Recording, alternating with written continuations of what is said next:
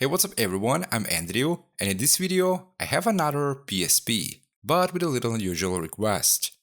This is PSP 2004, and this PSP is coming with a few unusual problems. The PSP mostly works normally, but sometimes after some time of use, the display will get darker for no reason, or it will be just pitch black. But in the background we still have a sound. The PSP is still running, just no display. The case is in okay condition. The battery cover currently is not in my hands, but I will get it later. The case has some scratches, and the UMD door is falling out. But I think this is repairable, so in general the case is in okay condition. Now let's start with disassembling, and check the PSP from the inside. Disassembly of the PSP may look complicated, but actually is not that hard. There are 7 major screws from the outside.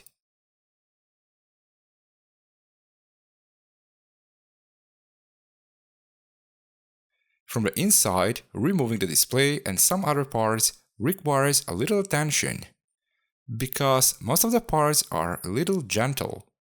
So no rushing here, and careful work is needed.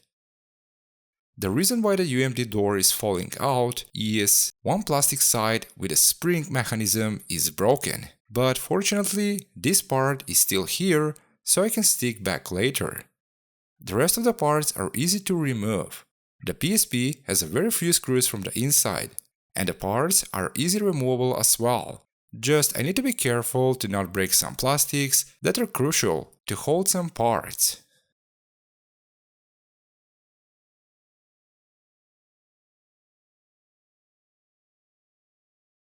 The buttons are stick with two-sided glue, and removing the buttons needs to be done with a higher attention. And sometimes I need to hit the buttons using hair dryer or something to soften the glue from below.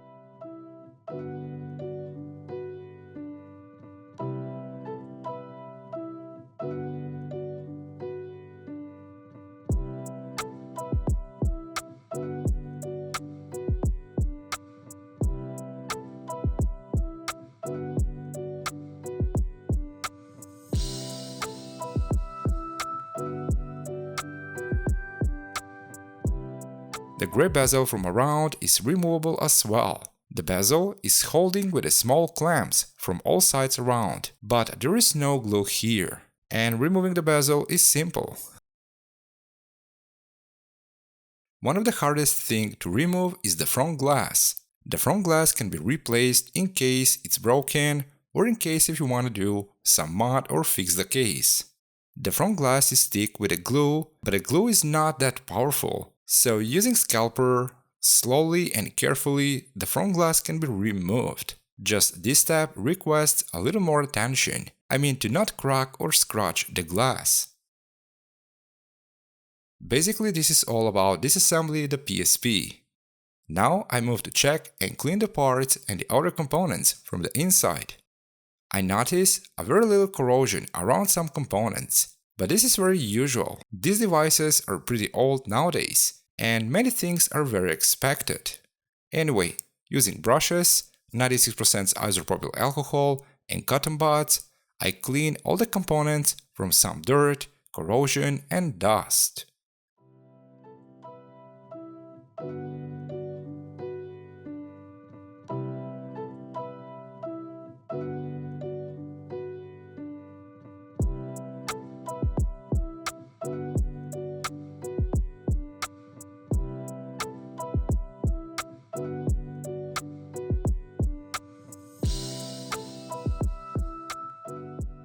After I clean the electronics from the inside, I move to clean the other buttons and plastics.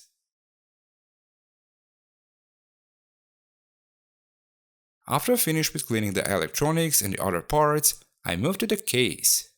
First, I stick the broken part from the UMD door, and then I fix the very few small cracks in the case. But now I have a very unusual request. The person, my friend, who owns this PSP has a PlayStation controller that look like this. So he got some requests and asked me, can I make these buttons the same but using real shells? So for this project I have two types of shells. 556, and 762. The 556 is looking just great for this, but the request was to try with 762. I think the outcome with the 556 will be much better, but let's try with the 762. Now using some tools, I cut the bottom side of the shell. From the bottom side, the AK shell fits pretty well, and this gives me some hope. Anyway, I knew that this was not going to be an easy challenge. Now I need to make the bottom holes on the case a bit larger, but I need to be careful to not damage some side plastics on the case. Here we have another things. The buttons will be too high, so here I need to lower down the buttons. I need to squeeze anything much as possible. And I have done a few more modifications to the shells, and as well I need to cut some plastics from the buttons. I need to mount all the 4 buttons.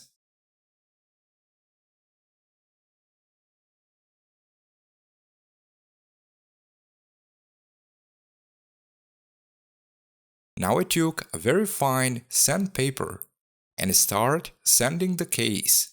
I need to remove a couple of scratches and make the surface smoother. Before I continue with the next steps, I wash the case using warm water and dish soap. And later, again, I re-clean the whole case using isopropyl alcohol. After I cleaned the case, I took the black spray and I paint the case. I want to do some different paint job, but this is the request. Plus, at this moment, I don't have many color shades, so the choice was a little tight. Anyway, the next mod about the PSP will be different. Now it's time to return all the parts back to the case. The front glass and the other plastics from the round, I stick it using universal glue, or I can go with a shoe glue as well. The boat won't cause any damage around. And even if the glue leaks to some places, I can easily clean it. Using super glue or something similar is not recommended. The super glue will melt the plastic and cause other damages. After finish with sticking the plastics, I let the glue to fully dry and then I move to assemble the PSP. And a few words about the PSP 2004. This model was released back in 2007. The CPU on this model is the same as to the previous model, MIPS R4000, running at 333 MHz. By the way, the CPU can be overclocked to some point and get better results, but the battery will drain faster. But it's okay to do some experiments here. The RAM to this model is 64 MB, and the system memory is 64 MB as well. And the other options are headphone jack, video out. This PSP can be shared to TV or monitor, wireless or Wi-Fi, and etc. In general, this PSP is a game console between PlayStation 1 and PlayStation 2. And later, I'm gonna show something different about PSP. While assembling, I test the old display, but I face the same problem. I already have many spare parts for these consoles, and I have a few displays in a good condition, so I replace the display. Before I place the front case, I have to do some additional modifications to the shells. And I need to cut one shell to one side only, because it better fits.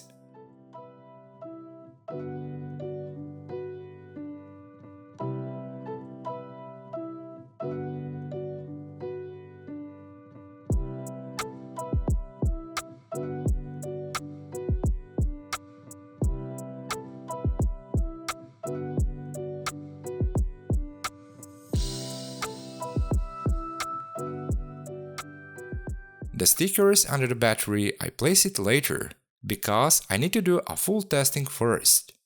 So in case I need to disassemble this PSP again, I don't need to cause additional damage to the stickers. Now I continue with in-depth testing, checking the display, and finally everything is working perfectly fine. And this is not all about. Now I move to update the software. I download the software update. I format the memory card, then I transfer the update and I start with updating. And after a couple of minutes, the update is finished. But now it's time to do the things a little better. I mean, installing custom software. With custom software, I can do more mods, more things, and even overclock the PSP and more. And one more thing. On this PSP, I will run PlayStation 1 games. And yes, this is totally possible. Just the games needs to be converted into the different file type, which is very easy. And then place the games on the memory card.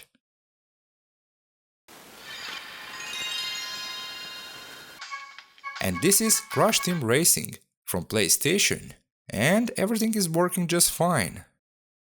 And after making all these changes, this is the final result.